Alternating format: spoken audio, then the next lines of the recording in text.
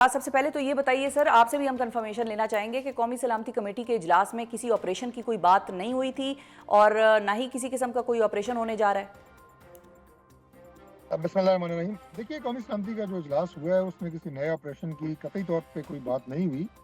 ملک میں اس وقت جو سیکیورٹی کے حوالے سے موجودہ صورتحال ہے اس پہ بڑی تفصیل سے بات ہوئی ہے۔ پاکستان کو کیا چیلنجز درپیش ہیں اس کے حوالے سے بات ہوئی ہے۔ دہشت گردی کی جو نئی لہر اس وقت پاکستان میں آئی ہے اس کی تمام تفصیلات پہ بات ہوئی ہے اور اس کے تانے بانے کہاں ہیں اس پہ بات ہوئی ہے۔ باقی جو اس وقت اس سچویشن سے نبٹنے کے لیے ہماری افواج اور لا انفورسنگ ایجنسیز جس جگہ کے اوپر آپریشن تو خیر اس کو آپ کہیں یا اس کو یہ کہیں کہ دہشت گردوں کا راستہ روک رہے ہیں، دہشت گردی کو کچلنے کے لیے وہ اپنے بھرپور کردار ادا کر رہے ہیں، اس کے لیے وہ قربانیاں بھی دے رہے ہیں، شہادتیں بھی دے رہے ہیں، وہ اپنی جگہ پہ موجود ہے۔ لیکن یہ سچویشن کوئی اس طرح کی ابھی نہیں ہے کہ کوئی نیا آپریشن لانچ ہونے جا رہا ہے۔ ٹھیک ہے، تو یعنی کہ پھر تو گنڈا پور صاحب صحیح کہہ رہے ہیں کہ یہ پریزنٹیشن تھی اور پریزنٹیشن میں بس آئیڈیا بتا دیا کہ بھئی یہ ہو رہا ہے اور یہ ہونے جا رہا ہے اور اعداد و شمار پیش کر دیا اور بس دیٹس اٹ۔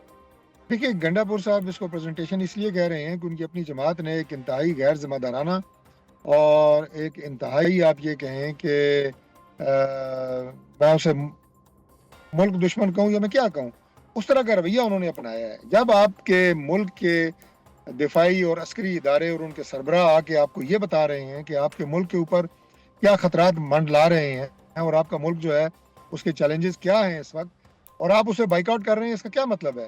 کہ آپ کو ان معاملات سے کوئی دلچسپی نہیں ہے کہ پاکستان کن حالات سے گزر رہا ہے، قوم کس کرائسس سے گزر رہی ہے۔ سینکڑوں کے حساب سے جو ہمارے سیولینز شہید ہو رہے ہیں، ہمارے افواج اور ہماری لا انفورسنگ ایجنسیز جو ہیں ان کے لوگ جو ہیں وہ شہادتیں پا رہے ہیں۔ آپ کو اس سے کوئی غرض نہیں ہے، آپ اپنے گھر بیٹھے ہوئے ہیں۔ رات 10 بجے تک آپ جو ہے وہ ہماری کوارڈینیشن میں ریکویسٹ کر رہے ہیں کہ ہمیں اتنے لوگوں کو آنے دیا جائے قومی سلامتی کمیٹی میں اور لسٹنگ کو تبادلہ کر رہے ہیں، اور اچانک آپ کو کوئی میسج آتا ہے اور آپ اس کے بعد جو ہے وہ بائیک آؤٹ کر جاتے ہیں۔ اس کا کیا مطلب ہے؟ اس کا مطلب یہ ہے کہ آپ انتہائی غیر سنجیدہ ہیں اور آپ نے پریزنٹیشن اس لیے کہی ہے کہ آپ نے اس میں حصہ نہیں لیا۔ کون سا میسج ڈاکٹر صاحب، کون سا میسج آیا ہے پی ٹی آئی کو؟ یقیناً انہیں میسج جو ہے وہ ایک ہی شخصیت ہے جسے اللہ معاف کرے یہ کہتے ہیں کہ عمران خان نہیں تو پاکستان نہیں۔ اگر ان کے ذہن اس حد تک پراگندہ ہو چکے ہیں اور اس حد تک یہ منفی گفتگو یا منفی رویہ اپنائے ہوئے ہیں تو میں ان کو کیا کہہ سکتا ہوں۔ یقیناً وہیں سے میسج آیا ہوگا انہیں۔ نہیں، لیکن وہ تو یہ کہتے ہیں کہ نون لیگ اگر اپنے لیڈر کے بغیر کوئی فیصلہ نہیں کر سکتی تو ہم سے کیوں توقع کرتی ہے کہ ہم اپنے لیڈر کے بغیر اتنی بڑی چیز کا ہم فیصلہ کبھی کر آپ کو لیں؟ نہیں کہتے لیڈر کے بغیر کوئی فیصلہ کریں، اور نہ ہی وہاں کوئی فیصلہ آپ سے کرانے کے لیے آپ کو بلایا گیا تھا۔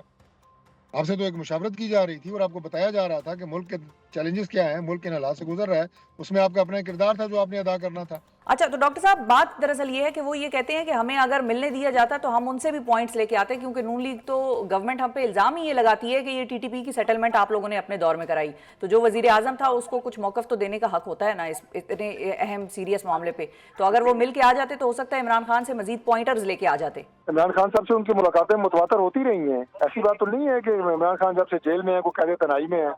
ہر ہفتے ان کی ملاقاتیں اپنی بہنوں سے ہوتی ہیں، ان کے لیڈر سے ہوتی ہیں، ان کے وکلاء سے ہوتی ہیں، اور ایون جو صحافی ہیں وہ بھی ملتے رہے ہیں ان سے۔ نہیں، لیکن آج کل میں تو ان کی ملاقات کو روکا گیا ہے۔ دوسری بات یہ ہے کہ انہوں نے کب یہ مطالبہ کیا ہے، میں آپ کو بتا رہا ہوں کہ ایس چیف جو میں سے کوآرڈینیٹ کر رہا تھا اس میں رات 10 بجے کے بعد تک تو وہ ہم سے لسٹیں ایکسچینج کرتے رہے ہیں۔ مجھ سے ایک دفعہ انہوں نے مطالبہ نہیں کیا، اینڈ بینگ پارلیمنٹری منسٹر یہ سارا جو ہے یہ میرے ذمہ تھا، یہ تمام ارینجمنٹ۔ ایک دفعہ انہوں نے، میں ریکارڈ پہ آپ کو بتا رہا ہوں، مجھ سے انہوں نے اچھا، تو اسد کیسر صاحب تو یہ کہتے ہیں کہ ہم نے جب لسٹ بھیجی ہے تو ہم نے گورنمنٹ کو یہ کہا ہے کہ بھئی ہمیں ملوا دو ایک دفعہ۔ میں اگر آپ کے ٹی وی پہ ہوتا تو میں شاید آپ کو اپنے فون کے اوپر وہ ٹائم لائن سے بتا دیتا کہ کب کب ان سے میری جو ہے وہ لسٹیں ایکسچینج ہونے کی گفتگو ہوتی رہی ہے، اور انہوں نے پہلے کچھ نام دیے، پھر انہوں نے کہا ہمارے نام اس میں مزید اضافہ کیا جائے، ایڈ کیے جائیں۔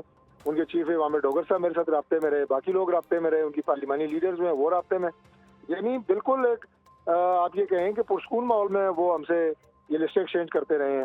پھر اچانک انہوں نے فیصلہ کیا ہے، ہم سے قطعی طور پہ انہوں نے یہ شرط نہیں رکھی، کیونکہ میں اس سلسلے میں موسٹ ریلیونٹ بندہ تھا جو یہ ساری ارینجمنٹ کر رہا تھا سیکیورٹی میٹنگ کے حوالے سے۔ ٹھیک ہے ٹھیک ہے. تو اب اس سیکیورٹی کے ایک اجلاس تو ہو گیا, اب اس اجلاس کے بعد واٹ نیکسٹ ڈاکٹر صاحب, کیونکہ دہشت گردی اور وہ مینس تو ہے, اور اگر ہم یہ کہتے ہیں کہ بھئی یکسوئی سے اس کا خلاف مقابلہ کرنا ہے, تو وہ یکسوئی کیسے پیدا ہوگی اگر ایک جماعت کہتی ہے ہم ہمارے لیڈر سے ملوانے نہیں دیتے, ملنے نہیں دیتے, ان کے لوگوں کو اٹھایا جا رہا ہے. وہ جو JIT تھا, علیمہ خان صاحبہ کہتی ہیں کہ بھئی 6 گھنٹے تک مجھے FIA نے بٹھائے رکھا اور میں نے ان کو بتایا کہ بھئی جو بھی چیز ہوتی ہے وہ ہم اپنے جو سوشل میڈیا کا ہینڈلر ہے یا بندہ ہے اپنا اس کو بھیج دیتے ہیں, اور انہوں نے اپنے نام بتائے لوگوں کے کہ بھئی کون کون اس کے اوپر کام کرتا ہے, اور ان کو بھیج دیتے ہیں اور وہ اس کو اپلوڈ کرتے ہیں جو بھی ہے. تو 6 گھنٹے تک ان کی بہن کے ساتھ بھی تفتیش چلتی رہی, کل JIT کا جو معاملہ ہے سوشل میڈیا والا. تو ایسے ماحول میں آپ لوگ گورنمنٹ کیسے کنسنسس تک پہنچے گی تمام جماعتوں کے ساتھ اکٹھا؟ سب سے پہلی بات تو یہ ہے کہ جو یہ الزامات لگاتے ہیں کہ ہمارے فلاں لوگ اٹھائے گئے اور اتنے ریڈ کیے گئے اور فلاں کیا گیا, اس میں سے 20% بھی اعداد و شمار صحیح نہیں ہوتے. پہلی بات تو یہ ہے. دوسری بات یہ ہے کہ آپ نے کہا کہ کنسنسس کیسے پیدا ہوگا, حالات آگے کیسے ٹھیک ہوں گے.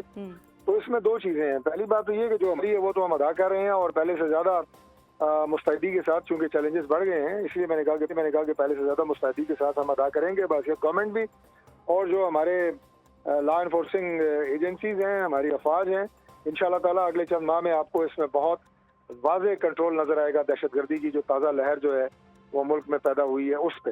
باقی جو کنسنسس کی بات ہے اس میں ہوش کے ناخن لینے چاہیے, یہ کسی کا بھی ذاتی مفاد نہیں ہے, ملک کی بات ہے. اور میں نے آج بھی یہ بات کہی ہے کہ جب آپ اقتدار میں ہوں اس وقت تو ریاست آپ کو ماں نظر آئے, اور جب آپ اقتدار میں نہ ہوں تو پھر اس ماں کے ساتھ جو ہے وہ جو بھی نقصان ہو رہا ہو پھر آپ کو پرواہ نہ ہو, تو یہ زیادتی کی بات ہے. انہیں ہوش کے ناخن لینے ہوں گے, اور اپنی ذاتی جو سیاست ہے اور ایک دوسرے کی جو یہ الزامات ہیں پکڑ دکڑ کے, جب ہم اپوزیشن میں تھے تو ہم نہیں یہ الزام لگاتے رہے, کیا ہمارے ساتھ نہیں یہ ساری چیزیں ہوتی رہی؟ رانا ثناء اللہ دیکھیں, ہماری لیڈرشپ دیکھیں, ایک ایک کا نام میں لوں, پروگرام میں وقت آپ کا محدود ہوتا ہے, تو کیا کیا کیا نہیں ہوا. لیکن ہم نے کبھی ریاست کے خلاف نہ بیانیہ بنایا, نہ ہم نے کبھی بیان دیے. سر اب وہ تقریریں خیر اب وہ میں ادھر چلا نہیں سکتی, وہ والی آپ لوگوں والی بھی وہ بھی خاصی تھی. فلور آف دا ہاؤس پہ خواجہ آصف صاحب اور ایاز صادق صاحب کیا باتیں کرتے تھے جب یہ سارا وہ سوئفٹ ریکارڈ کی بات ہوتی تھی, تو ہمیں تو یاد ہے نا سر. نہ یہ آرگومنٹ آپ کا بالکل صحیح نہیں ہے. اسمبلی کے اوپر باتیں کرنا, جلسوں میں تقریریں کرنا, اور سیاسی لوگ سیاست کرتے رہتے ہیں, میں اس کی ٹھیک ہے, وہ تو ہم بھی کہتے ہیں, سمجھتے ہیں, لیکن بات یہ ہے کہ عملی طور پہ آپ کیا کر رہے ہیں. ٹھیک ہے, اب اس کے حوالے سے سر ایک سوال جو آپ لوگوں سے ہوتا ہے, سیکیورٹی کی میٹنگ ہوئی, عسکری قیادت آئی اسمبلی میں. مجھے آپ یہ بتائیں کہ ہماری قیادت جیل میں تھی یا باہر تھی؟ جیل میں تھی.